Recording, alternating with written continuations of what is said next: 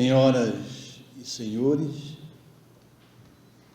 irmãos de Ideal Espírita, exoramos as bênçãos de Jesus, o amigo incondicional das nossas vidas. Vivemos uma era nova, em que a tecnologia de ponta nos descortina um mundo talvez nunca antes imaginado. O homem, na sua carreira ascensional, tem conquistado o espaço, as estrelas, mas ainda sente o coração confrangido pelas dificuldades naturais da existência, pelas dores que ora e vez se abatem sobre nós. Mas é um momento decisivo da Terra. As grandes doutrinas da humanidade nos dias de hoje, naquelas que podemos reputar como sérias, têm decantado essa mudança. A era da regeneração bate à nossa porta. E é o momento em que haveremos de lembrar pela poeira do tempo o vaticínio daquele Espírito que foi o maior que esteve na terra, Jesus de Nazaré. Quando ele disse certa vez, muitos os chamados, poucos os escolhidos. É a era decisiva. Mas essa história não começou aqui, e nem neste tempo. Ela remota aos tempos mais imemoriais do planeta. E numa obra magistral, escrita pelo venerando médium Francisco Cândido Xavier, hoje na Pátria Espiritual, e que foi ditada por aquele espírito que orientava a sua mediunidade e assim considerado seu mentor, e que se apresentou como Emmanuel. Essa obra que tem o título, que por certo a casa homenageia, A Caminho da Luz, vai retratar para nós um universo talvez não percebido, uma história talvez não conhecida, mas que é de extremado valor. E é na introdução desta obra que o Espírito Emmanuel vai dizer para nós que o Senhor da vida convocou uma reunião de espíritos angelicais, portanto, almas nobres, que já tinham atingido a evolução espiritual, no estado de anjos. E essa reunião foi coordenada por um deles, que passamos a conhecer depois como Jesus de Nazaré. Curiosamente que nessa reunião foram tratados dos planos, da arquitetura, dos pródromos, de formação do planeta Terra. Portanto, esse Espírito existia antes de a Terra existir. Mas não somente a Terra fora criada nesse ínterim, mas um sistema planetário que gira em torno de uma estrela de quinta grandeza, o Sol. E ele é considerado o governador planetário. Mas ainda na introdução da obra, há uma outra notícia de uma segunda reunião dessa Assembleia de Espíritos Angelicais. Essa segunda reunião trataria das providências necessárias para que houvesse a encarnação de Jesus no planeta Terra. São informações extraordinárias que nos remete a compreender que a Terra é fruto das explosões da nebulosa solar, e que, misturando-se à poeira cósmica, em determinado espaço, geometricamente colocado no espaço, ela vai se resfriando. E nesse caldo, nesse amálgama, existe ali o germe da vida na Terra. O que significa dizer que a vida existe antes. E é a partir desse processo em que a Terra vai desempenhar a sua carreira na ordem dos mundos, pela deliberação do Criador. Virá para a Terra, a partir das experiências, das primeiras unidades celulares, que se desenvolvem no oceano, no líquido que vai se formando, e que vai adquirindo as condições da vida, o oxigênio, o hidrogênio, o azoto, o carbono. É ali que vai surgindo as primeiras unidades celulares, as amebas, as esponjas, os protozoários, que depois ganham a superfície, vão formando, além das criações submersas, dos peixes, e tantas coisas mais ordenadas, ganham a superfície, os répteis, as aves. É um processo de milênios e milênios. Isto é ciência, não é religião. Logo mais, haverá de existir um momento em que surgirá um organismo material, físico, apto a receber o aporte daquilo que Deus criou e conhecido como princípio inteligente do universo, que é o Espírito. Ainda não é uma alma como conhecemos, mas é um Espírito que age na matéria. Por isso, nessa obra magistral, que é a primeira do Livro dos Espíritos, que chamamos agora a Associação, vamos verificar ali na primeira parte, na questão 23, quando Allan Kardec, o codificador da doutrina espírita, o professor francês Hippolyte Léon Denisard Rivail, que utilizou-se desse pseudônimo, vai indagar aos reveladores que trouxeram as páginas vivas do Espiritismo para a Terra, que é o Espírito, com uma letra E minúscula. E esses Espíritos reveladores vão responder: é o princípio inteligente do universo. Depois, mais na frente, na questão 27, ainda da primeira parte da obra, ele vai perguntar, de uma maneira afirmativa no começo e interrogativa depois: haverá então dois elementos gerais no universo, o universo conhecido, a Terra, essas informações vêm para a Terra. O elemento espiritual e o elemento material. E os reveladores vão responder sim. E acima deles, Deus. Eis aí a Trindade universal: Deus, Espírito e matéria, o Criador e o que Ele criou. Nesse processo, milênios se sucederam. As experiências da união do princípio espiritual com o princípio material foram se sucedendo. Até que chega o momento da Terra, em que esse princípio se elaborou muito mais, adquiriu os foros de inteligência sem ser seccionada, portanto continuada, e precisa de um corpo material que responda aos seus anseios. É quando surge o primata hominis. E aí Allan Kardec, abrindo a segunda parte da obra, o Livro dos Espíritos, depois de milênios de evolução, vai voltar ao tema e vai indagar agora aos reveladores como podemos definir os espíritos agora com o E maiúscula.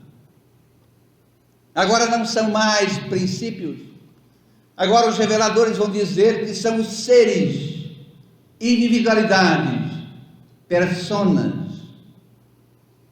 seres que habitam o universo fora do mundo material, e na matéria por conseguinte.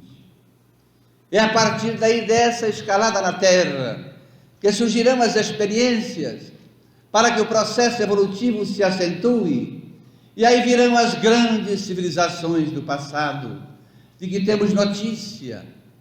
Mas todos os grandes acontecimentos da Terra sempre foram precedidos por ações provocadas por Deus, e obviamente por aquele que é o nosso governador planetário, para que a Terra ascenda ao caminho descrito pela divindade e receba ali o aporte de criaturas, de seres criados por Deus.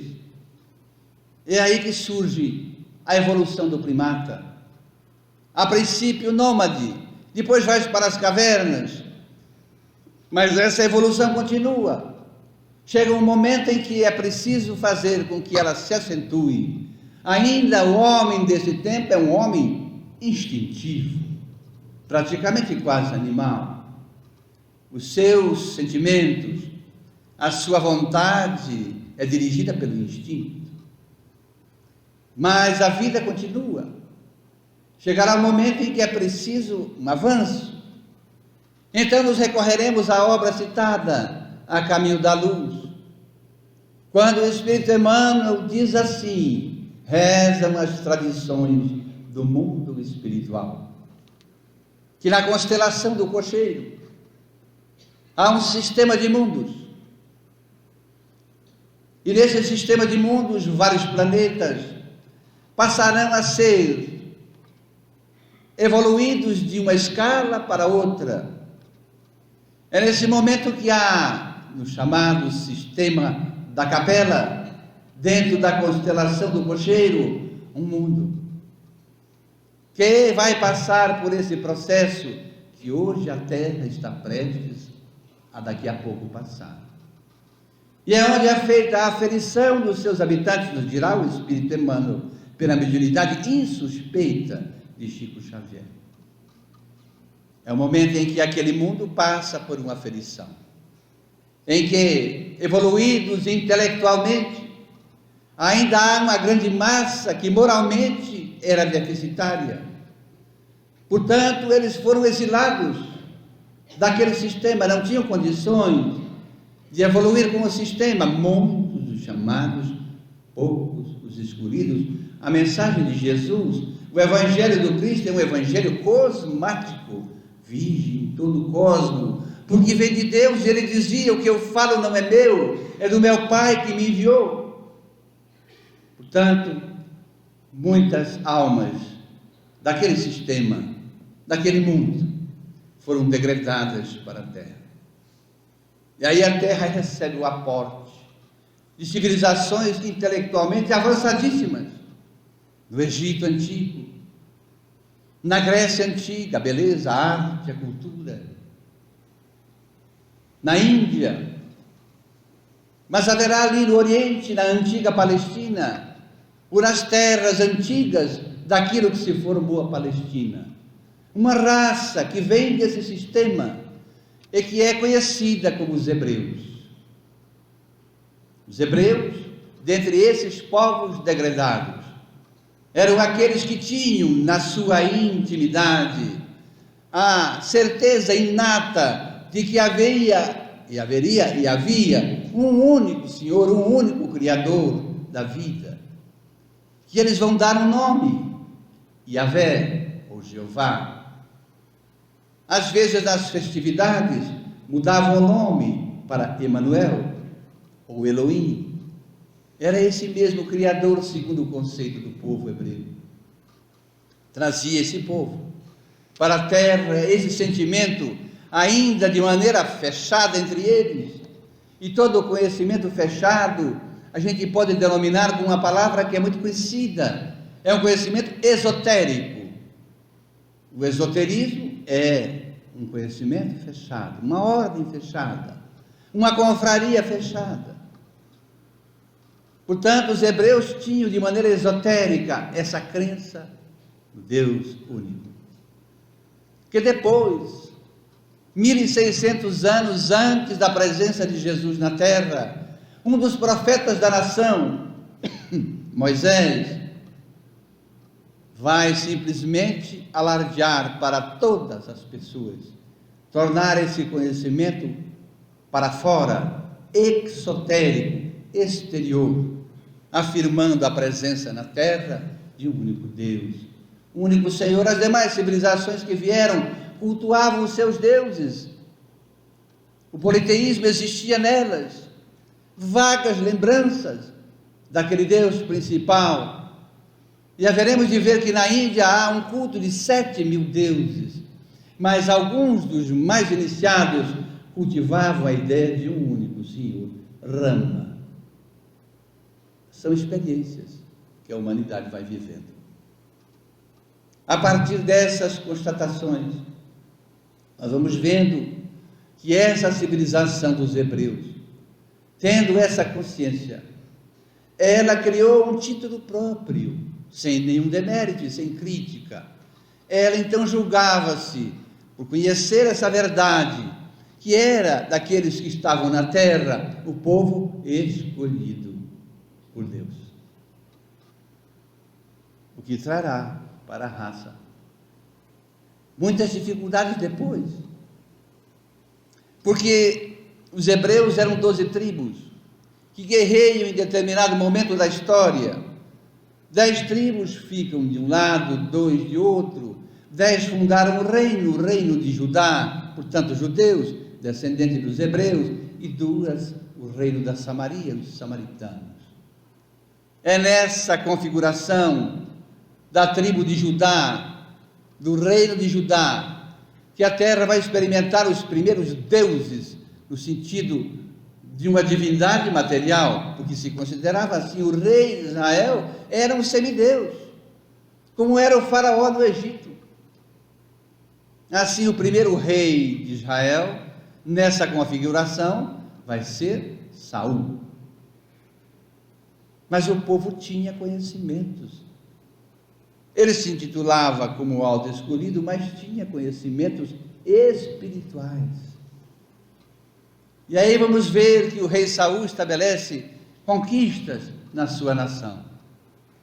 E quando estabelece uma guerra com o vizinho, os filisteus, ele vai fazer uma consulta a uma médium, assim chamamos hoje, ou uma sensitiva, diz a parapsicologia, mas, segundo a Grécia, há uma pitonisa, os pitons e as pitonisas.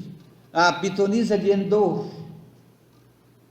E ali ela é perguntada se ele venceria a batalha com os filisteus. É a primeira informação mediúnica que o consulente não gostou, porque ela disse que eles perderiam a guerra, e isto aconteceu. Mas é nessa civilização que vai surgir por volta de 2500 antes de Cristo, uma estranha geração de líderes, que tiveram uma denominação, os profetas. E os profetas se sucederam na história desse povo. Citaremos aqui alguns: Jonas, Isaías, Ezequias, Ezequiel, Malaquias, Samuel, Zacarias. Inúmeros profetas foram desfilando os seus conhecimentos nessa nação. E eles tinham uma propriedade, assim o povo entendia. Eles falavam com Deus. Eram sensitivos. Eram médiuns do povo. E trouxeram a história da nação. E trouxeram revelações do ponto de vista da espiritualidade, da criação e da divindade. E que eram colocadas para o povo como a palavra de Deus. E tinha que ser seguida. Nesse caminhar, haverá um profeta citado há pouco, que chega para a terra em 1600 anos antes de Cristo. O profeta Moshe, ou Moisés. Ele tinha então uma tarefa, uma missão grandiosa. É através dele que se materializa na terra a primeira lei divina ou natural que chega para a terra e que é conhecida como o Decálogo, ou os 10 mandamentos. Ali no Monte Sinai ele se recolhe e recebe, conforme aprendemos agora no Espiritismo, pela psicografia direta na pedra, as orientações, os artigos dos 10 mandamentos. A nação recebe um código de leis, porque o espírito era bélico, era ainda um tanto quanto instintivo, e eram leis duras, eram leis que reviviam um experimento do Egito, do Código de Hammurabi, a pena de talião, e que na sua conjuntura dizia que quem com ferro fere com ferro terá que ser ferido. Não há alternativa. E era uma lei que dizia que se o inimigo nos contrariasse, nós temos que odiá-lo, conquistá-lo, derrubá-lo. Assim, quando Moisés recebe a missão de sair em busca da terra prometida, ele sai de Ur, na Caldeia, e vai fazer um périplo de 40 anos. Ele girava geograficamente em círculos, mas era uma providência divina. 40 anos, mais ou menos, é o período em que as gerações se renovam. Era preciso renovar aquela geração que era muito cruel, do ponto de vista ainda moral, até que nascessem novas criaturas do povo, com uma visão um pouco diferente, mas mesmo assim, quando eles chegam a Canaã, a terra prometida, haviam 7 civilizações lá, 7. Os asmoneus, os asmorreus, os filisteus, os edonitas, os ametitas, e ele vai arrasando todas elas. Elas são arrasadas. A morte é entronizada para tomar posse da Canaã que abundava leite e mel. Começa aí para esse povo um sinal de um karma, que a gente diz assim, da lei de causa e efeito, que vai no futuro ser sancionada sobre a nação, cujo karma ou cujos débitos se agravaram depois, mais na frente, um assassinato de um membro da raça, chamado Jesus de Nazaré. E aí hoje entendemos, quem sabe, porque esta nação ficou sem pátria, séculos e séculos vagando pela terra, mesmo depois, e depois ainda o holocausto. Deus não quer a morte do pecador, não, quer que ele viva, e que tenha vida e abundância, dizia Jesus. São débitos que contraímos, que a nação contraiu, um equilíbrio que foi quebrado, e que precisa ser reposto, é a lei. Aqueles de nós que atuamos no campo do direito, assim fui apresentado, já aprendem quando entram na faculdade. Um ditado latino, dura lex, sed lex.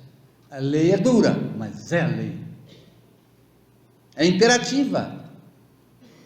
Então, nessa nação, é ali mesmo que, nesse estado de coisas, aquela segunda reunião é convocada e virá para a terra aquela criatura que deverá mudar todo esse estado, toda essa situação.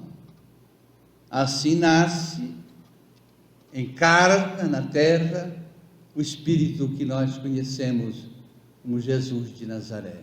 Yeshua ben José, Jesus, filho de José.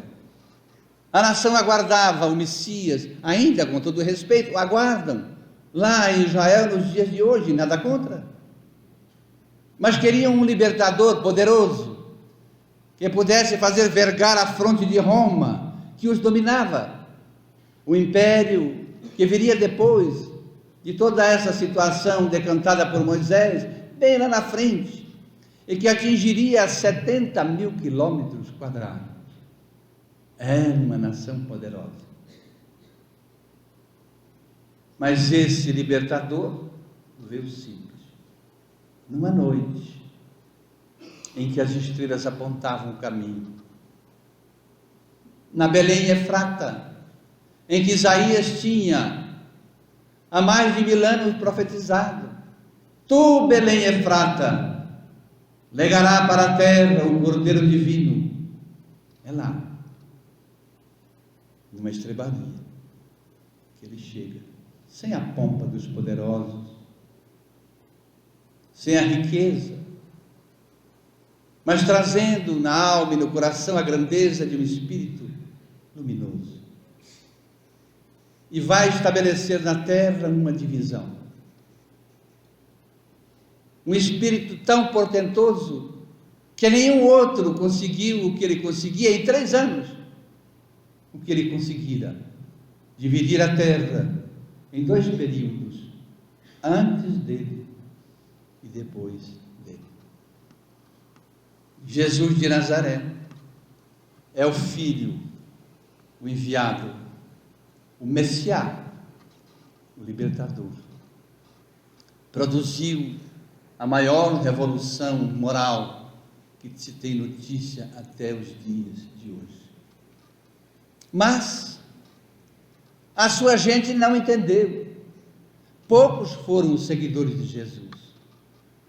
Aqueles que eram os seus parentes, a sua mãe, o colégio apostólico, os parentes do colégio apostólico, os discípulos, alguns deles, fiéis, alguns homens do povo, alguns homens e mulheres do patriciado romano, seguiam Jesus.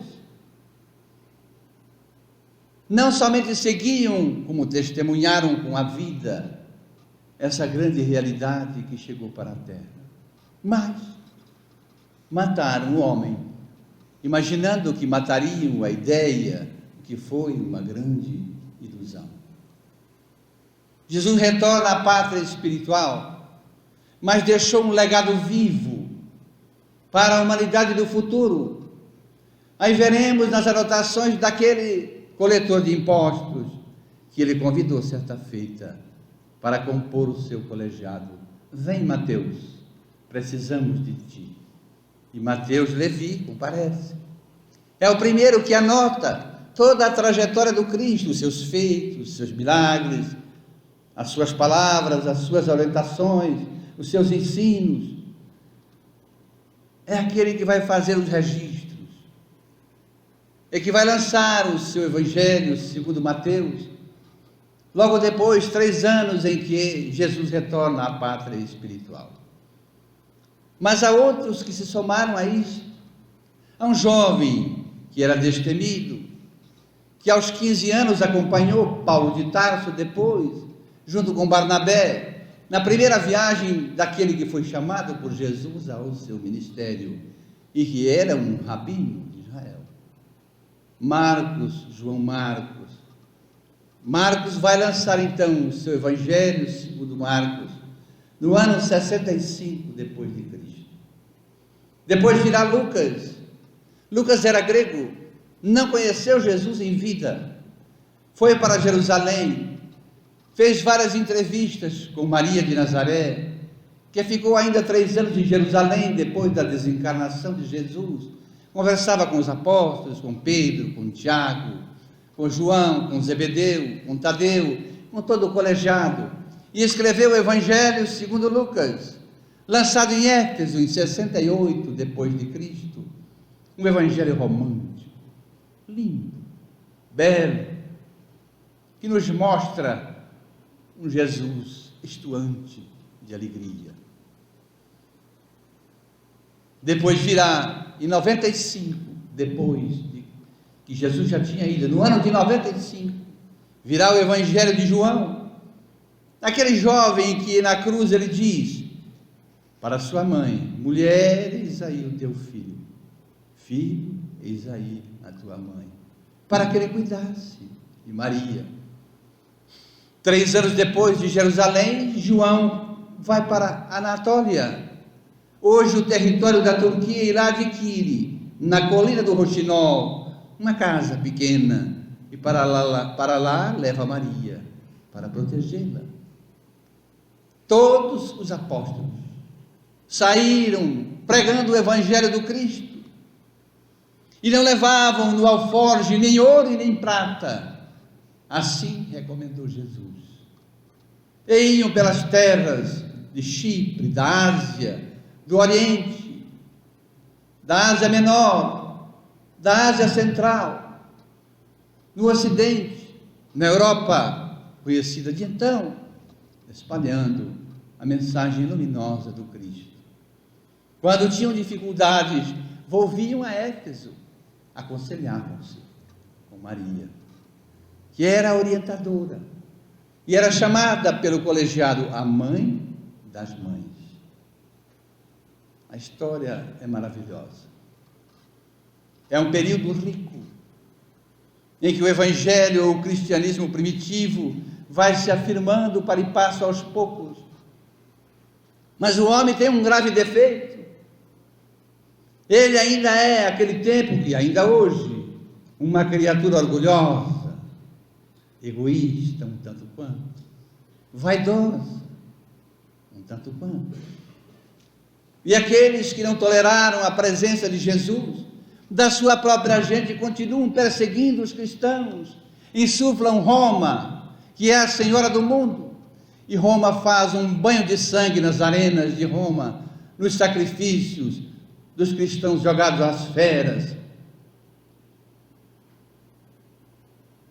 queimados nos postes. É ali que a gente vai ver o exemplo daqueles primeiros cristãos, inapagável pela história. Mas a humanidade caminha, e Jesus percebe que o seu ministério, o seu evangelho, está sendo perseguido, que um véu está sendo adensado sobre o cristianismo primitivo. Por isso, a primeira atitude foi chamar para o seu ministério Saulo de Tarsis. Saulo de Tarso. E este vai ser, pelo tempo afora, o maior agente de universalização da verdadeira doutrina do Cristo na Terra. A história de Paulo é maravilhosa e não teremos tempo de penetrar nela. Mas apesar de Paulo, das igrejas que foram fundadas por ele e por outros cristãos, os apóstolos que continuaram a pregar o cristianismo, virão outros que foram chamados dos pais da igreja primitiva, que combatiam as heresias que já começavam a acontecer contra os ensinamentos do Cristo, contra o evangelho. É um período difícil. E Jesus percebe que é preciso, acompanhando tudo isso da espiritualidade, nos dirá o Espírito Emmanuel, tomar providências para que as coisas se modificassem. Não se podia nenhum cristão professar a sua crença livremente.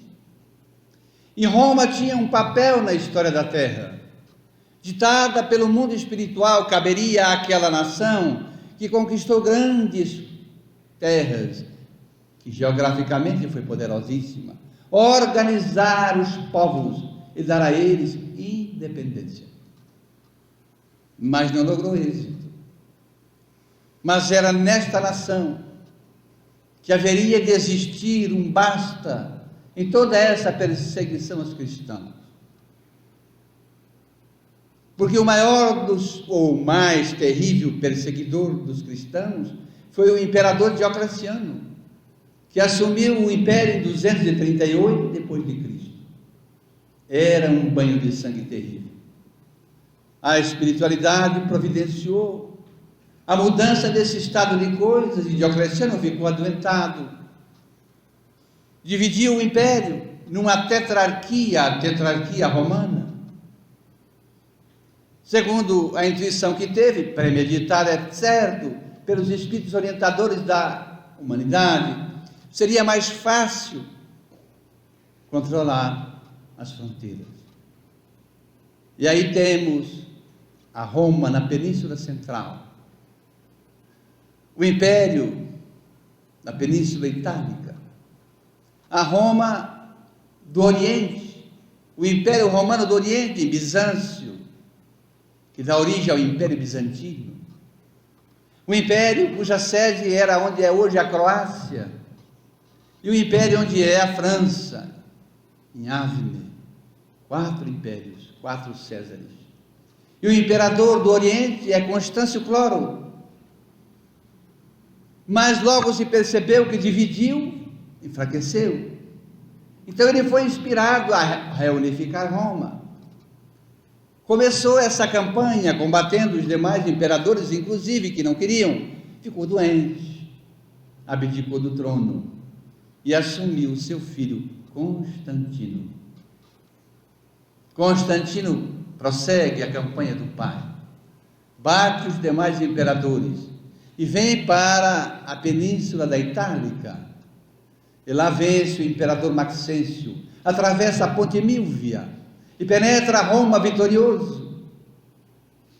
E ali, em 313 depois de Cristo, ele baixa uma bula, uma circular, um édito, na cidade de Milão, próximo a Roma, considerado, conhecido como o Édito de Milão. O que dizia esse édito? Permitia aos cristãos a livre crença. A crença está sob o tacão de Roma. A crença nova, que não tem liberdade, anseia por liberdade, o cristianismo primitivo. Mas agora, essa crença ensaia os passos na direção do futuro. É ainda um sonho, apenas um sonho de liberdade, mas é um começo. Os cristãos poderiam professar a sua crença livremente. O rei, o imperador, tinha sob o seu domínio vários povos. Ainda a Palestina estava submetida a Roma. Ainda os judeus pagavam os impostos. Outras raças, outras nações, outras civilizações, era também um amálgama de crenças. E o imperador começou a ter problemas. Então ele vai convocar uma grande conciliação para chegar a um denominador comum. Assim, na cidade de Niceia, próximo a Bizâncio, ele convoca um concílio. Em 325 depois de Cristo, se estabelece o concílio de Niceia. Nesse concílio, nos dirá Emmanuel na obra citada, e a denominação é dele, vou usar a denominação dele, 300 bispos das mais diferentes religiões que já existiam sob o império se reuniram com os seus representantes. O cristianismo primitivo foi representado por Ário, o chamado vigário da região da Alexandria, que foi com alguns companheiros para lá. E nessa reunião houveram duas providências que marcariam a história da crença para o futuro. Ali se lançou a pedra fundamental e se criou uma religião nova que pudesse congregar a totalidade daquelas que tinham opiniões divergentes. E surgirá ali a religião católica e apostólica de Roma. Isso é história. Não viemos aqui para criticar religiões. História. Até porque faço um registro, porque falaremos muito agora sobre essa religião fundada, que eu, nessa minha reencarnação, com licença da direção que me convidou, fui católico. A minha mãe era filha de Maria. O meu pai, congregado mariano. Estudei em colégio de freiras. E nessa conjugação fui coroinha, com muita grandeza. O catolicismo me ajudou muito. E fui seminarista. Minha mãe tinha um sonho, confidenciei aos irmãos e às irmãs aqui, que eu fosse padre. Vocês não estão olhando para mim achando que eu pareço com padre, com certeza. Eu tenho amigos padres. Todo mundo me diz, aliás, um fato curioso, eu tenho um cliente que tem uma madeireira na cidade de Juína, no Mato Grosso. E teve um acidente lá na madeireira, uma ação trabalhista, eu fui para lá com ele. É longe, vai a Cuiabá de avião, lá pega um ônibus, viaja a noite inteira. O Brasil é muito grande. Aí chegamos lá na estação rodoviária de Juína. E ficamos ali esperando o funcionário dele que viria nos pegar. Aí tinha uma jovem senhora com uma criancinha, quem sabe com 5, 6 anos. Eu percebi que ela ficava me olhando e ficava circulando em torno de mim, mas não chegava. Eu notei, falei, o que será que está acontecendo? Ele também notou. Será que aquela moça, será que ela me conhece? Eu nunca vim aqui. Mas aí ela perdeu o medo e veio na minha direção. Não sei se pela minha fisionomia ou pelo anel do advogado, não sei. Dá licença. Pois não. O senhor é o novo bispo da cidade? Eu disse a ela assim, não, minha filha, mas eu posso te abençoar. E já abençoei na hora. Uma bênção, não faz mal a ninguém. Ela ria e nós rimos também. São as histórias, quem sabe, do passado. Mas vamos mudar de assunto. Então, estudei 1 ano no seminário. Mas eu disse lá, né, o Rodolfo que tem nos acompanhado nesse giro desde Carazinho na quinta-feira, eu disse, eu era uma criança, um adolescente, essa palavra caiu de uso, arteiro.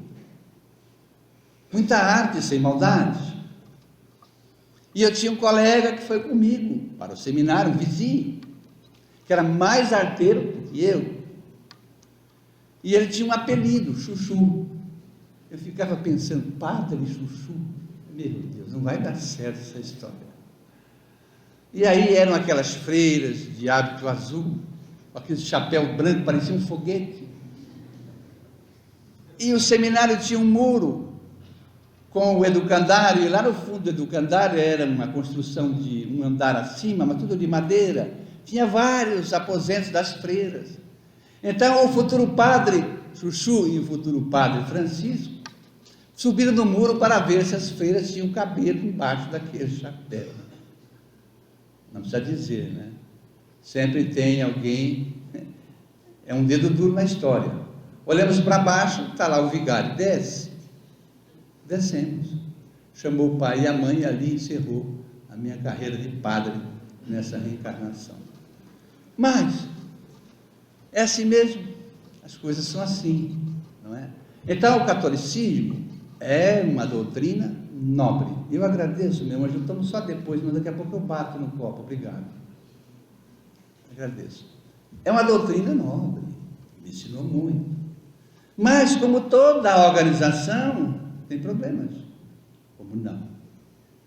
Fundado ali então no Concílio de Nicéia, essa igreja tinha que ter uma sustentação teórica para subsistir. Era preciso que houvesse alguma informação que desse uma base.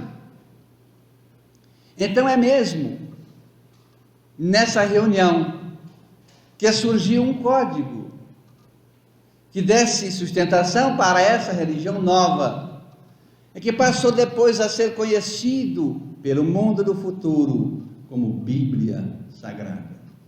Nunca houve Bíblia Sagrada antes do século IV, depois de Jesus, na Terra.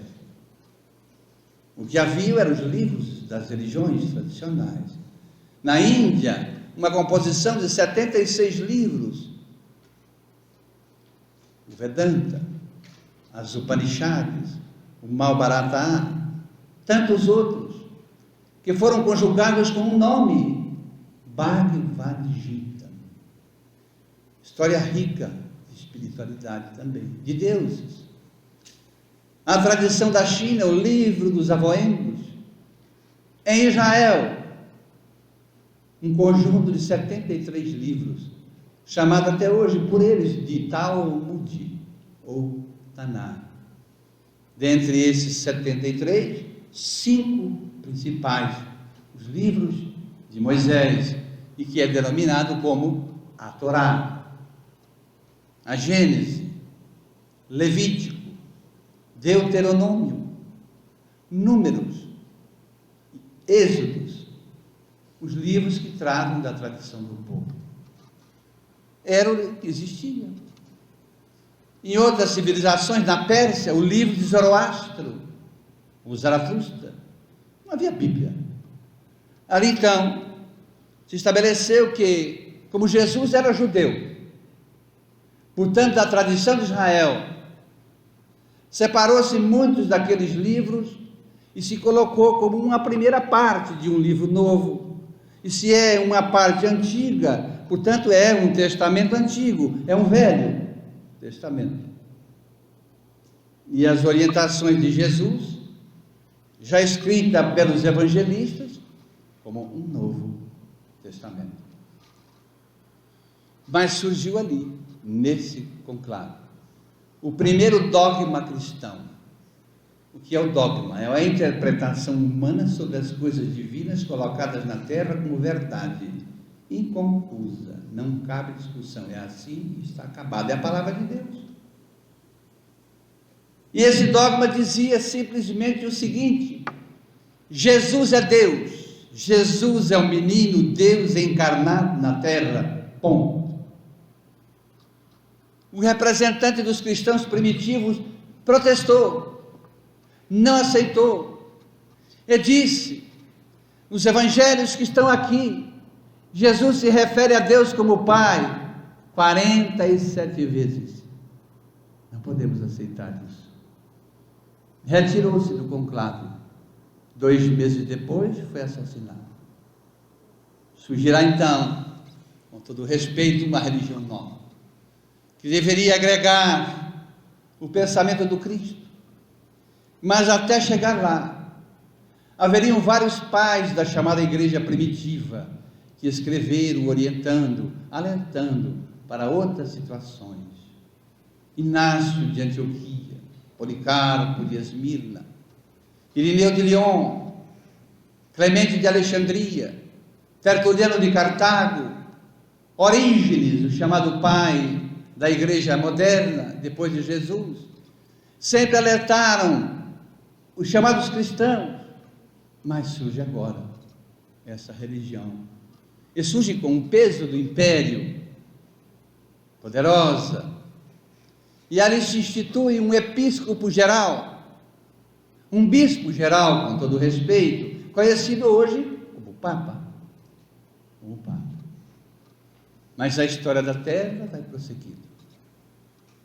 Há várias situações que não se encontravam respostas, mesmo nessa tradição, agora montada, nessa igreja nova. Haviam lacunas que não se preenchiam. Afinal de contas, no Velho Testamento se encontrava dito que há um paraíso e há um inferno. Para ganhar o paraíso é preciso ser bom, cumprir o decálogo, a lei de Deus. Quem cumprir com isso vai ascender ao paraíso. Mas se não cumpre a lei, ao contrário, comete delitos, ao morrer vai para o inferno, uma região de suplício eterno e um fogo que queima e não consome. E mais, tem alguém de tridente atrás da gente. A pé rimou. Eram as localizações que existiram e que existiam até ali, até na formação desse concílio, e que perduraram até o ano de 573 depois de Cristo, quando a religião, agora já poderosa, vai convocar um outro concílio, o concílio de Constantinopla, porque o imperador Constantino, para se auto-homenagear, mudou o nome da capital Bizâncio para Constantinopla. E nesse concílio resolveu-se uma situação complicada, porque se os bons ao morrer vão para o paraíso e os maus vão para o inferno, eles não sabiam colocar os mais ou menos que morriam. Sim, ouvi alguns sorrisos naturais, porque convenhamos, falemos baixinho para nós somos mais ou menos.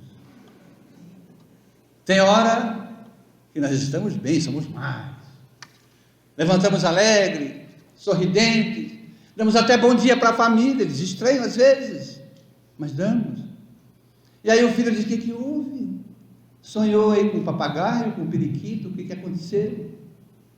Mas tem hora que a gente levanta enfesado, chega no trabalho, hein? Bom dia. Para que bom dia? O quê?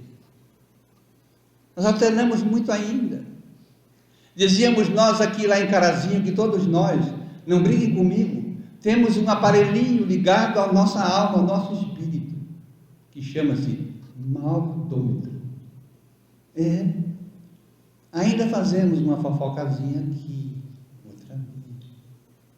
Olha o vestido dela, que se pinta. Olha o cara pensa que, não é? Pensa que é o bom. As discussões que há em todo lugar. No centro espírita ninguém repara nada, será? É assim, são mais ou menos. Graças a Deus, segundo a religião lá, que não é para nós, mas assim pensávamos, criaram um lugar para pôr os mais ou menos. Em 573 criaram o purgatório. Que alívio. Os mais ou menos vão para o purgatório. Mas tem uma condicionante, para sair de lá não é fácil. Se aqueles que ficaram na terra lembrarem dos que morreram, e que eram mais ou menos, mas com alegria, mas afinal era um bom homem. Aliás, quando a gente morre, a gente vira bom, não? Era uma grande pessoa, e por dentro já vai tarde. Se lembrarmos com alegria, orarmos por eles, eles vão purgar os erros, e vão certo dia, em certo momento, ascender ao paraíso. Agora, se ninguém lembrar, aliás, se tinha posses e não deixou o testamento, vira uma brigarada. Eu digo aos senhores e às senhoras que eu atuei no inventário, que houve uma briga por causa de um ventilador. Eu quase enxotei com educação o pessoal da minha sala. O que é isso? Vamos brigar por um ventilador? Deixa comigo. O advogado é assim, né? Deixa comigo. Enfim, os mais ou menos foram para lá. Mas havia uma outra dificuldade, porque há crianças que morrem, nascem e morrem, 1 ano, 2 anos, 8 anos, 5 anos, morrem. Até hoje é assim. Não fizeram nem o bem nem o mal. E agora? Vão para onde? Aí criaram nesse concílio um local. Vão para o limbo. Parece uma região de alga, assim, meio gosmento, uma coisa esquisita. Vão para o limbo. E ficam lá, como crianças. O dogma é uma coisa interessante. A crença dogmática é muito interessante, com todo respeito. Porque está um dogma desde os hebreus, dos judeus, e que permaneceu nessa religião, chamado juízo final.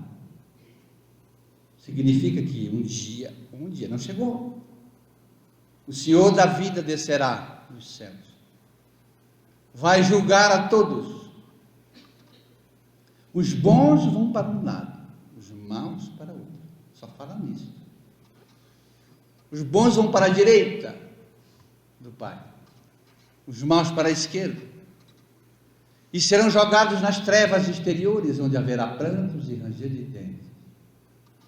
Significa que, segundo essa conceituação do juízo final, todos os que morreram até hoje na terra estão dormindo. É a conjugação do dogma. E por que eu falei aos irmãos e às irmãs do maldômetro? Que eu lembrei. Eu tenho lá em Curitiba, me permite a direção do evento. Eu sou um advogado trabalhista, já fui apresentado assim, não é propaganda, eu também não dou consulta de graça. Vários advogados que a gente conhece, a sala da ordem é muito grande, os advogados, etc. E tem um bem alto, que eu já sabia que ele era, com todo respeito, ele era evangélico. Dr. Jonas, nome de profeta. Evangélico, com todo respeito, basta ter uma crença. É melhor um evangélico bom do que um espírita ruim. Claro, toda a vida. Então eu estava um dia na sala da ordem, pregando um cartaz da Conferência Estadual Espírita do Paraná. Começa agora, na semana que vem, é a 23ª. Na última, 12.000 pessoas na abertura, lá em Curitiba.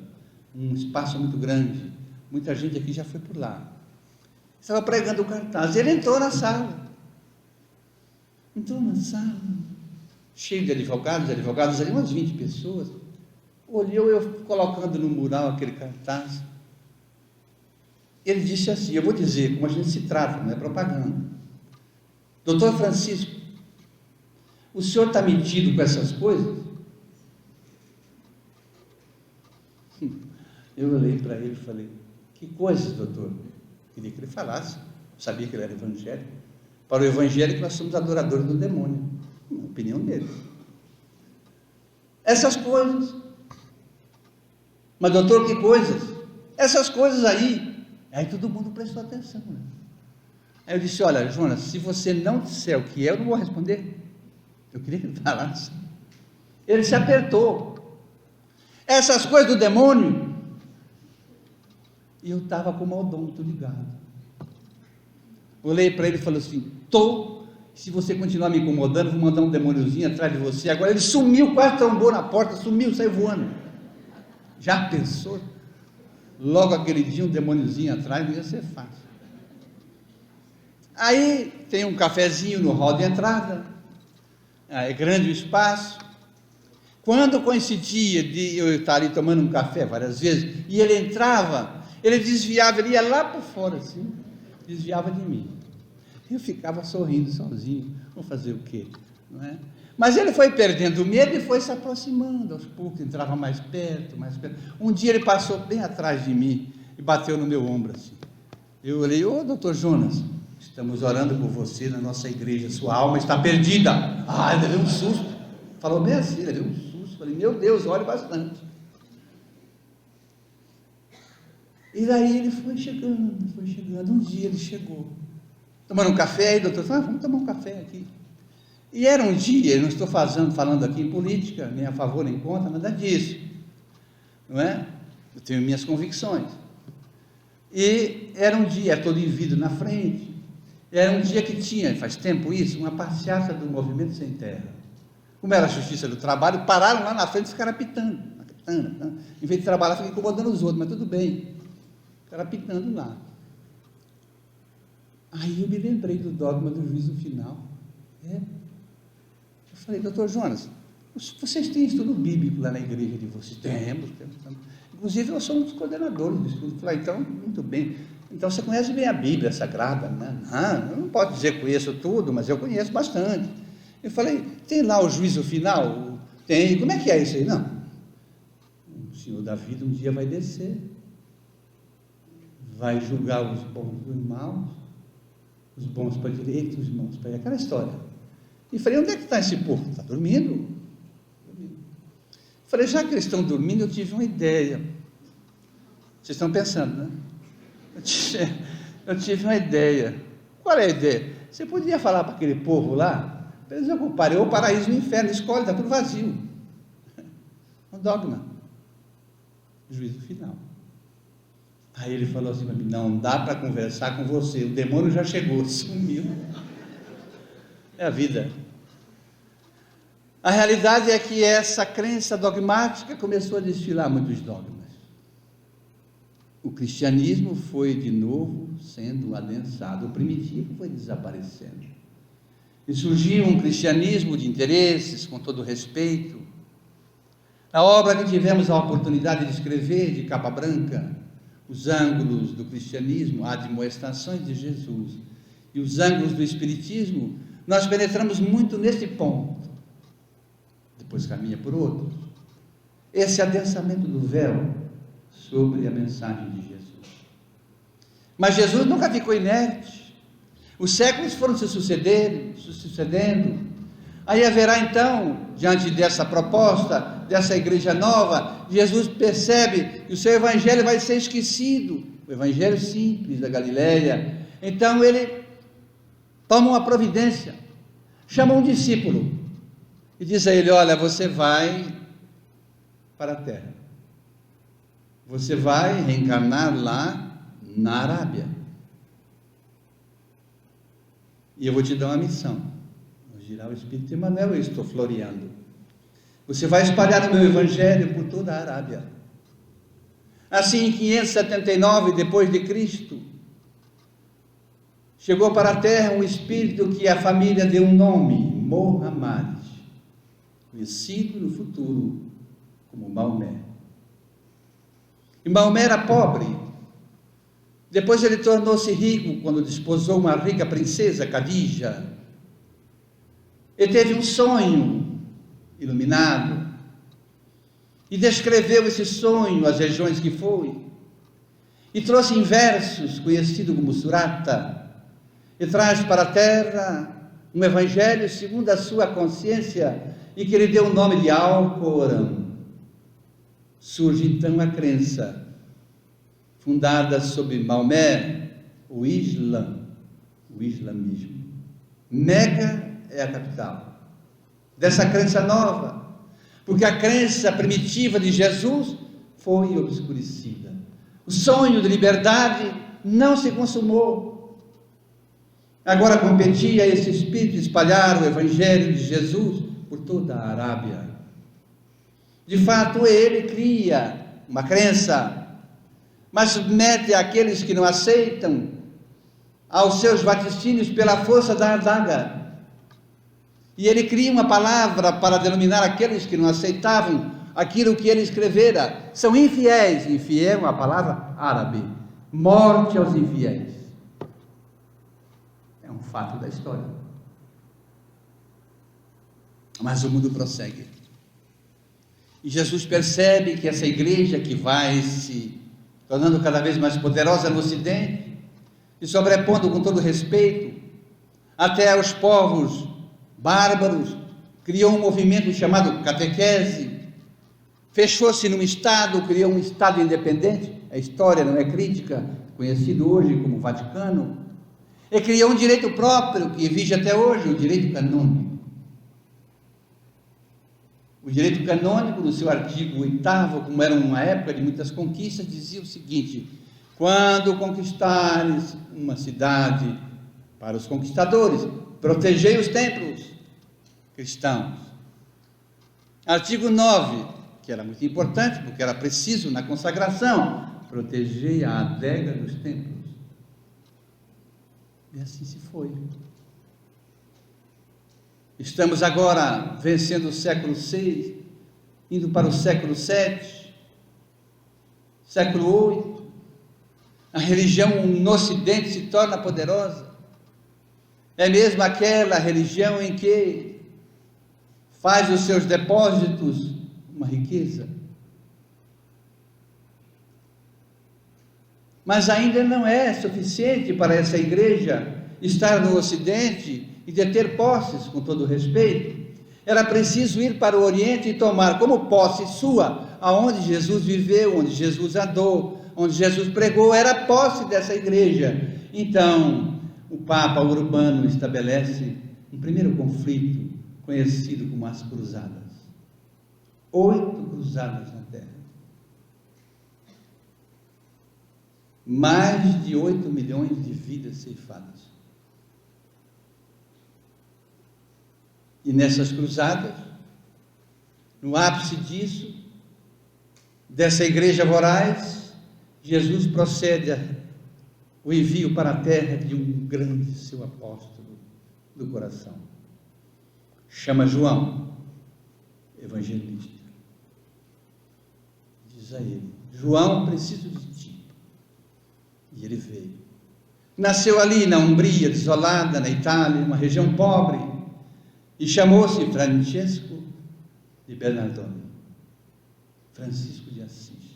Nos dirá o Espírito Emmanuel, é a reencarnação de João, o evangelista. E vem para dar uma lição a essa igreja que tinha esquecido o lado da caridade, da humildade. Vai inclusive ao Oriente pacificar as cruzadas.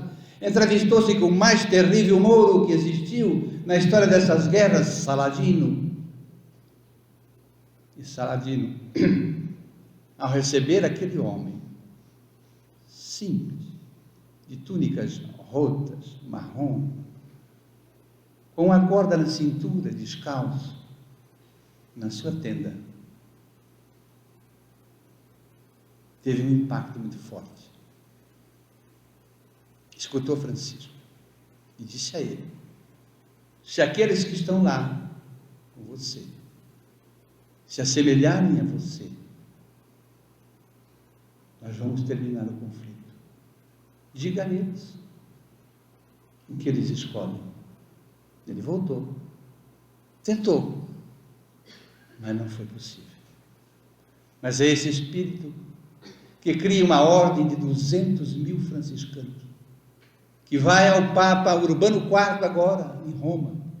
Ele não queria abandonar a igreja e pede o reconhecimento da sua ordem. E entra lá, com o Frei Leão, com outros freis que lhe acompanhavam, e está diante do Papa de pés descalços, com feridas. E com toda aquela pompa, o Papa Urbano IV ajoelha-se diante de Francisco. É uma indução espiritual. E ele recebe o reconhecimento da sua ordem, mas dirá o Espírito Emmanuel, a igreja não entendeu que a lição lhe dizia a respeito. O tempo prossegue. Vamos virar agora o século VIII, o século IX. Mas antes disso, era preciso organizar os povos da Europa para que houvesse independência daquele Estado poderoso, o dono da crença. É assim que vamos ter no século VI, que se conta para trás, a presença de um grande espírito, século VII, VI e VII, que foi enviado por Deus e que reencarnou ali onde é hoje a França. Era autodidata. Num reinado de 40 anos, ele organizou as nações da Europa e dava a elas independência. E foi sagrado em Roma como imperador do Sacro Império Romano. Estamos falando de Carlos Magno. Carlos Magno é alcunhado como o príncipe da Europa. Quando ele se ajoelha na igreja de Roma para receber do Papa de então a coroa, ele olha para aquela nave e diz assim: eu já estive aqui antes. Nos socorre o Espírito Emmanuel para dizer que estava ali o maior imperador que Roma teve até hoje, aquele que foi mais justo, aquele que transcendeu e que recebeu a alcunha de Augusto, Caio Júlio César Otaviano, sobrinho neto de Júlio César, o primeiro conquistador, reencarnou na figura de Carlos Magno, para produzir na Europa aquilo que Roma falhara: organizar os povos e dar a eles independência. O mundo prossegue nessa sua encruzilhada. Vamos para o século VIII, IX e X. Começa a surgir agora, dentro das abadias, nos conventos, informações novas, inspirações novas, freiras, frades, padres, monges, começam a ter inspirações espirituais. Surgirão figuras notáveis na igreja, alcunhado como santos depois. Alguns não tiveram essa condição, foram excomungados, porque traziam revelações que eram impossíveis de se aceitar. Os intérpretes das chamadas Escrituras diziam, por exemplo, que a terra era horizontal e que havia uma abóboda por cima e que as estrelas eram dependuradas, só não diziam quem dependurou. Aí surgiu um frade franciscano dentro da igreja,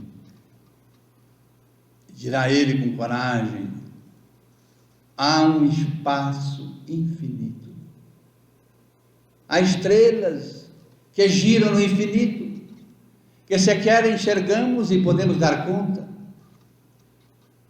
O infinito não tem fim. Vai ser o primeiro professor universitário da Europa, lecionou nas universidades de Bolonha, de Paris, Giordano Bruno. É um período difícil. Agora já estamos no século XII.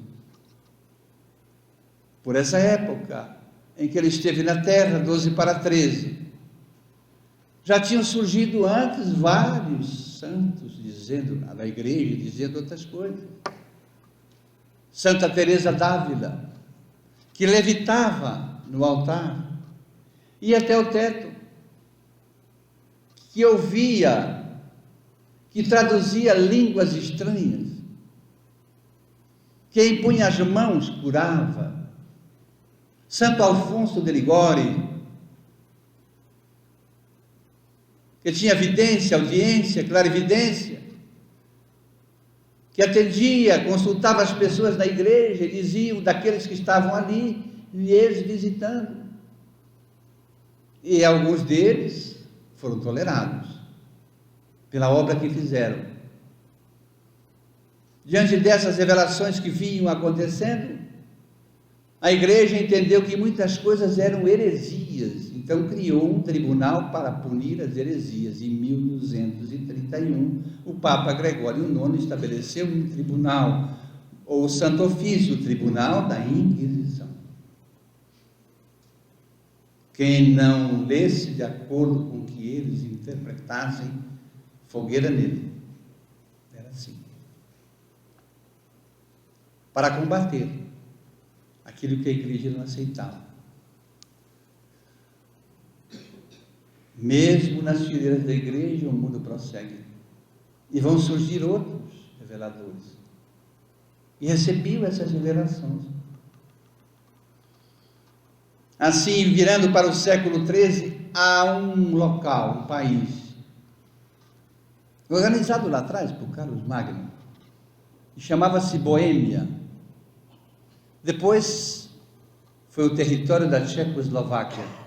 Hoje está dividido, né? República Tcheca e Eslováquia. Ali surgiu o Espírito, encaminhado por Jesus. E ele foi o primeiro que traduziu a Bíblia do Vaticano na língua pátria. Era proibido, era só em latim. E as suas palestras eram maravilhosas. Os povos vinham de outros países, lotavam a nave do templo para ouvi-lo, porque ele era objetivo, simples, falava de um Jesus diferente. Estamos falando de João Hus, H-U-S-S. Hus em tcheco é pato, tinha uma alcunha, o pato. Aquilo chegou a Roma, muitas das ideias dele, Roma não aceitou. Convocaram ele então para Roma, deram a ele um salvo-conduto, não ia acontecer nada com ele, e ele foi. E lá disseram para ele, falaram sobre umas doutrinas estranhas que ele pregava, e ele fez isso. E aí o prenderam e o queimaram na fogueira de Constança, vivo. Mas há um fato curioso nessa fogueira. Enquanto ele estava sendo queimado pelos seus algozes, as labaredas começavam a subir. Ele disse para os seus carrascos: hoje queimais o pato, mas dia virá que ele voltará como cisne e voará tão alto que as vossas labaredas não poderão atingir. Congele, ele vai voltar daqui a pouquinho no final. E o mundo prossegue. Outros na igreja surgirão. Nicolau Copérnico. E vai dizer que não é assim como a igreja dizia, e ela adotava o sistema da Grécia, de Ptolomeu. A Terra não é o centro do universo. A Terra gira em torno de Marte. Há um sistema apropriado que ele dá um nome, sistema heliocêntrico. O monge polonês Nicolau Copérnico. Dizem os historiadores que ele só não foi queimado na fogueira da Inquisição, porque ele era amigo pessoal do Papa então. Mas ele cunhou na sua casa, no quarto de dormir, um teto em forma de funil, e ficava olhando as estrelas, os astros que passavam por aquele funil, o movimento, e criou o sistema heliocêntrico. Depois virá um discípulo dele, Galileu Galilei, que é um monge dentro da igreja, que é extraordinário, descobriu o microscópio e o telescópio. Ele dizia que a Terra tem movimento, que ela gira em torno do Sol, que ela tem movimento de rotação, de translação. Aquilo era demais para a igreja. Chamaram ele às barras do tribunal da Inquisição para ser julgado e pediram para ele desdizer aquela doutrina que, a rigor de Sócrates lá atrás, pervertia a juventude. E ele então diz, os seus biógrafos, disse, desdisse, redisse, ninguém entendeu nada. Mas quando ele encerrou a sua fala, ele falou bem baixinho: mas que a terra se movimenta, se movimenta. Fizeram ouvidos de mercador, deram a ele uma penitência. Aqueles de nós que talvez já tenhamos visto, mas se quisermos localizar onde é que está a penitência, está num dos clássicos de Leon Denis, que desdobrou a doutrina espírita, Cristianismo e Espiritismo.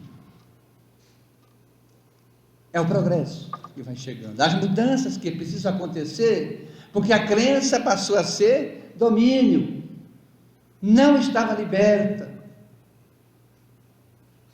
E o mundo prossegue nessa toada. Aí chegaremos ao século XIV, século XV. Várias renovações são providenciadas. Discípulos de Jesus vêm à Terra para trazer aqui ou acolá da Terra revelações novas, informações novas. Era um momento de renovação. Então, na virada do século XV para o século XVI, Jesus chama um discípulo seu e diz a ele: Iléu, preciso de você. Vai para a terra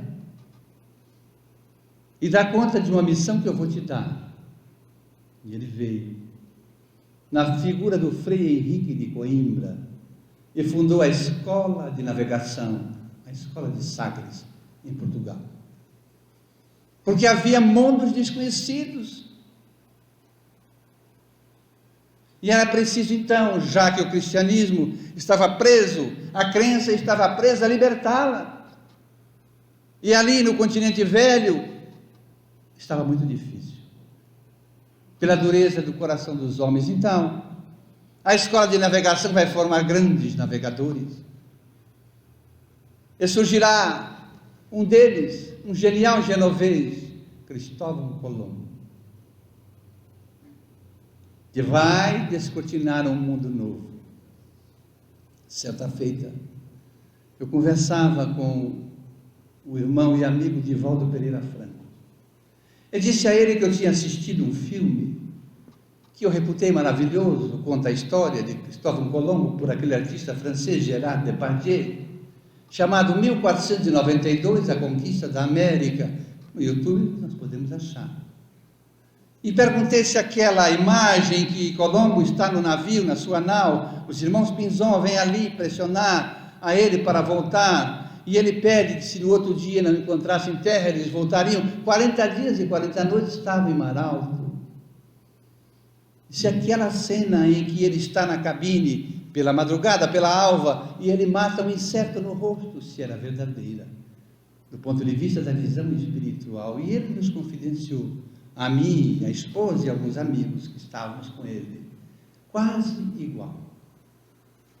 De fato, os irmãos Pinzon vieram para a nau de Colombo, eles iam fazer um motim, e diante da proposta dura dos irmãos Pinzon, ele vai para a proa do navio e olha para o leste. Revelação de Divaldo Pereira Franco. E ele vê 3 espíritos mulheres que apontavam o leste. Um deles era aquela que é hoje a mentora espiritual de Divaldo Pereira Franco, Joana de Ângeles. A outra era a esposa de Colombo, que havia desencarnado há um mês na Espanha, e não sabia, nem poderia saber. E a outra era um espírito que, segundo confidenciou Divaldo, reencarnou no Brasil depois, trabalhou com ele inclusive na Mansão do Caminho, e depois no mundo espiritual psicografou através de Francisco Cândido Xavier, que se chama Maria Dolores, conhecida como Madô. Elas apontavam o leste. Aí ele vem e diz que se pela manhã não houvesse terra, voltariam. E aí terra à vista. O século XVI alvorece com a descoberta de um novo continente, as Américas. E dirá Emmanuel, na obra citada, o Cristo localiza nas Américas a sua profunda esperança de libertar a crença. E surgirá ali, com o tempo, a colonização nas Américas do Norte da Inglaterra, nas Américas Central e do Sul, dos espanhóis, dos portugueses. É um momento novo, o mapa mundi mudou, não existia. Tiveram que redesenhá-lo.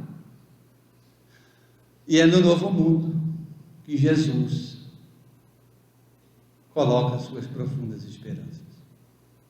O tempo passa. 1494 foi a descoberta da América. Anos depois, 300 anos depois, em 1774, as colônias inglesas do norte se reuniram e brigaram com a Inglaterra e deram um brado de independência e surgiu os Estados Unidos da América do Norte. A expressão é de Emmanuel na obra, não é minha. Ele dirá: surge a pátria da democracia. Para libertar o quê? O pensamento. Há um objetivo nisso. Mas a Europa prossegue, o velho mundo prossegue. A França então recebe o aporte de velhos mestres de Atenas que reencarnam, nos dirá Emmanuel. Assim trabalhadores, filósofos, homens que reencarnam na França, trazem uma renovação social na Europa toda, e aí temos as figuras de Jean-Marie Voltaire, Jean-Jacques Rousseau, Diderot, Quesnay, aqueles que são conhecidos pela história como os enciclopedistas, os seus escritos faziam enciclopédia. Jean-Jacques Rousseau escreveu vários livros extraordinários. Um deles, best-seller hoje ainda nas faculdades de Direito, O Contrato Social, onde houvesse justiça e igualdade. Inspirado por velhos mestres de Atenas, é que houve a Revolução Americana. Com a Revolução Americana e a independência da América, criou-se um serviço que não era conhecido na Terra: a diplomacia. Então vai ser o primeiro embaixador americano em Paris, o pai da Constituição americana, Thomas Jefferson. Leva para os franceses submetidos ao regime feudal o senhor da gleba e o servidor da gleba, que só podia tirar para comer e vestir honrosamente. Esses anseios de liberdade, deixa lá a marca viva da liberdade que os americanos conseguiram. Depois retorna, escreve a Constituição e vai para a França, um embaixador que é adorado na França muito mais ainda, mesmo hoje, do que nos Estados Unidos, e que foi um notável, um gênio, descobridor do para-raios, Benjamin Franklin. As ideias de liberdade estão espalhadas na França. Por outro lado, a igreja continuava dominando a crença. Era preciso libertá-la. O sonho não tinha se concretizado, mas para libertar a crença é preciso libertar o pensamento, amordaçado. Então, a 17 de julho de 1789, em Paris, os Estados Gerais da Nação se reuniram e decretaram a Revolução Francesa. A queda do rei, a queda das Tulherias, o reduto do rei, e surgirá a Revolução Francesa, que é impossível de deixar de ser registrada na história da Terra. Como vimos, que Roma preparou a chegada de Jesus por Otaviano, lá atrás, porque ele fez a Pax Romana, as fronteiras não guerreavam. Foi quando Jesus chegou. Agora, há uma preparação para libertar a crença. É preciso,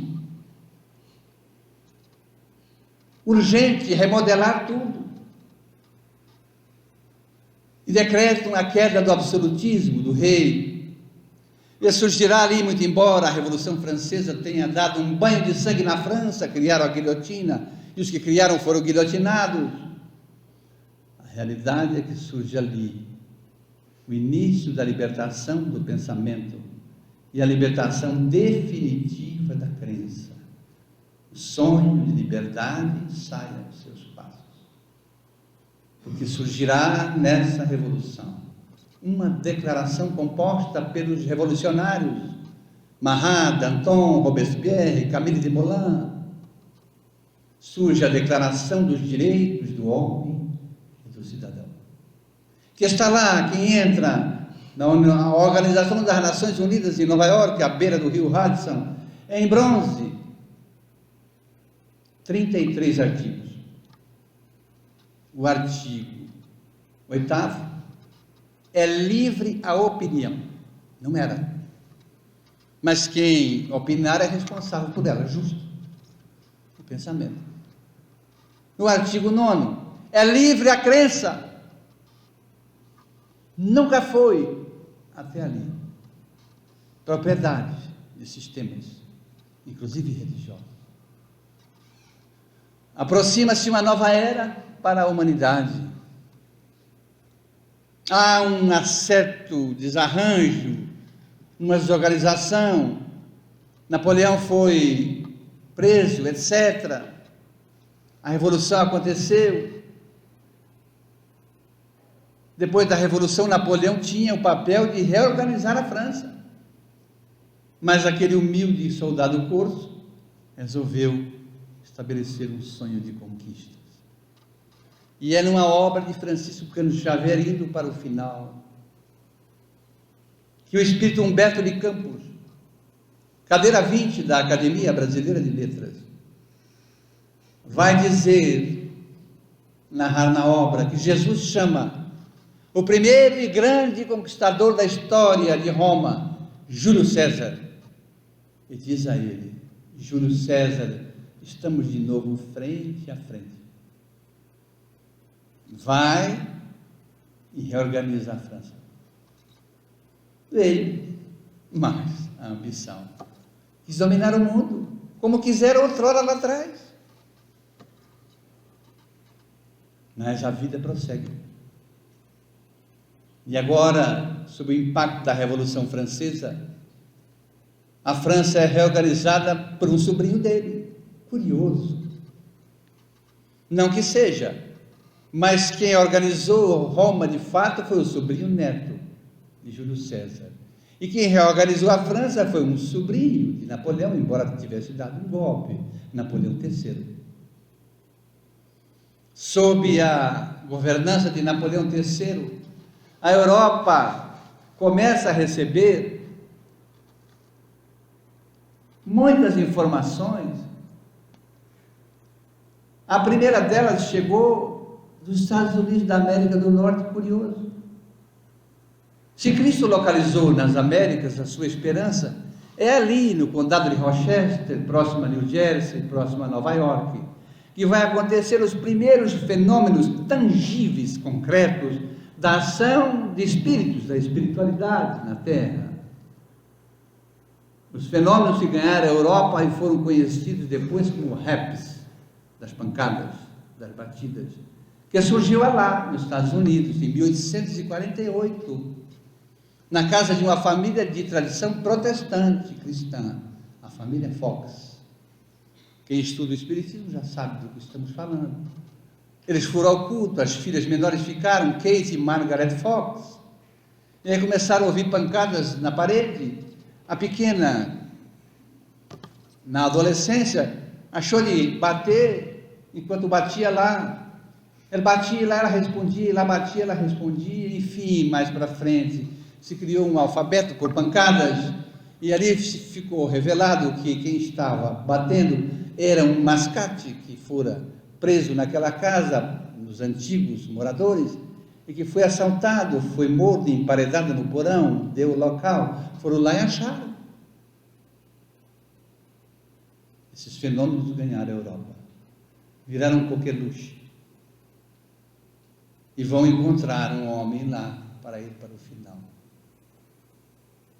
Um homem com 50 anos de idade, que falava fluentemente 8 idiomas, uma inteligência notável, que com 27 anos de idade publicou 3 livros na França, sobre aritmética e sobre a didática francesa.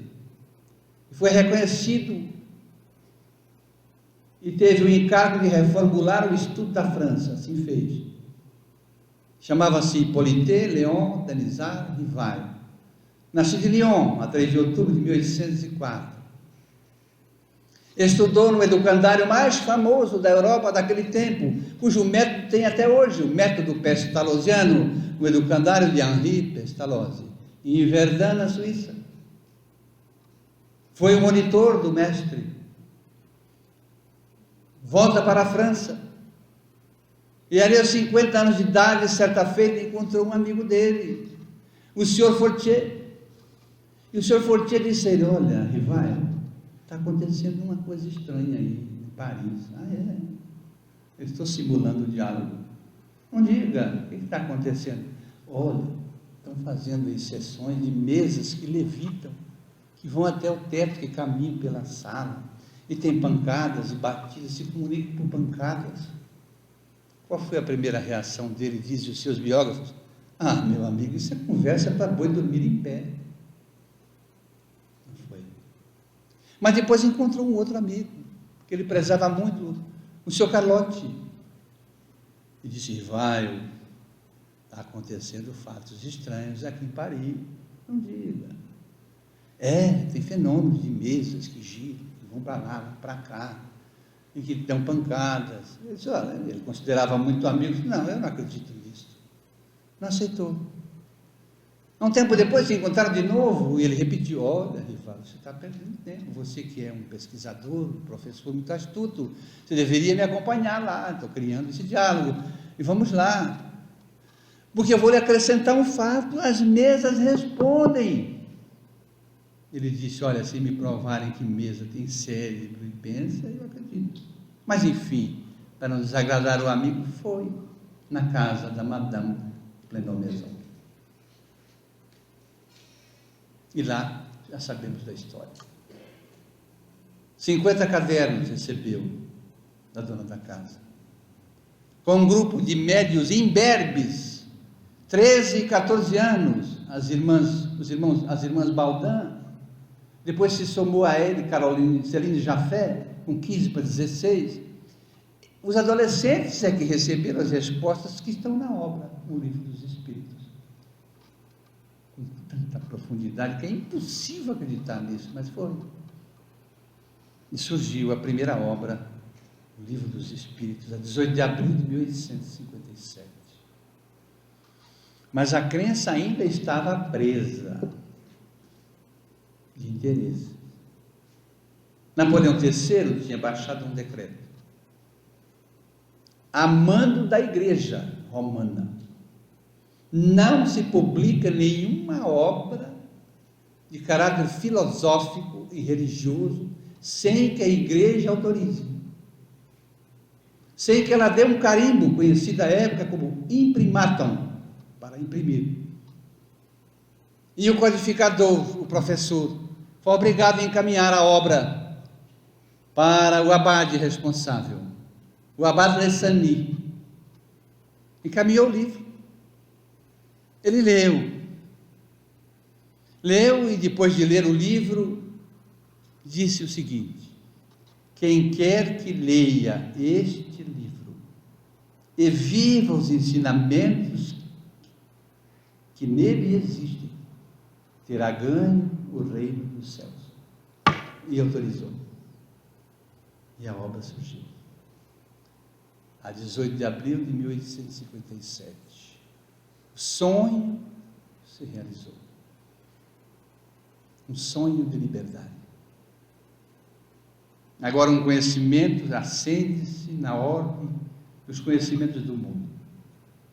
Mas é um conhecimento que traz revelações, fatos desconhecidos da humanidade, que está na segunda parte da obra, da questão 76 a 614, 538 perguntas e respostas eram revelações puras, a humanidade nem cogitava. E o pensamento se liberta do cristianismo primitivo, mais ainda nas obras que se desdobram. E no Evangelho segundo o Espiritismo, ele teve a inspiração de retirar-se para o litoral, 60 dias, para não ser incomodado por nada na vida. E ali, sob os auspícios de um Espírito que disse a ele, o Espírito da verdade: e vai o doravante, eu te concederei 15 minutos por mês. E orientado por outro orientador chamado Zéfiro, ele vai escrever o Evangelho segundo o Espiritismo,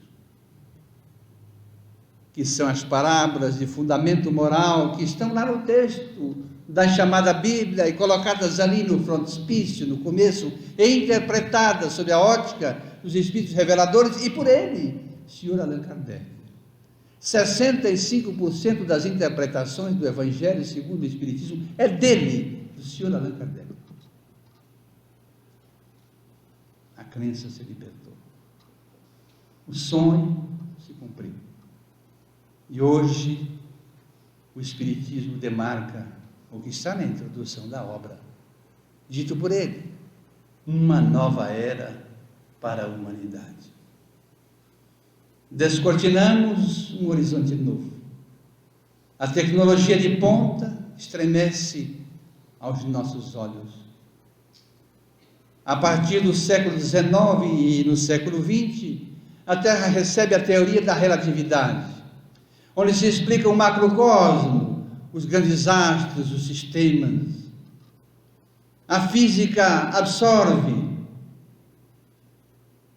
No século XX para XXI surge na física a teoria quântica, que trata do infinito, do menor.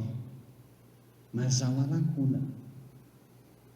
Dizem os físicos de hoje, entre a relatividade e a física quântica há um espaço que a física ainda não chegou, mas que as religiões associadas a ela vão permitir que a liberdade aconteça definitivamente e para que nós possamos singrar a terra da era nova.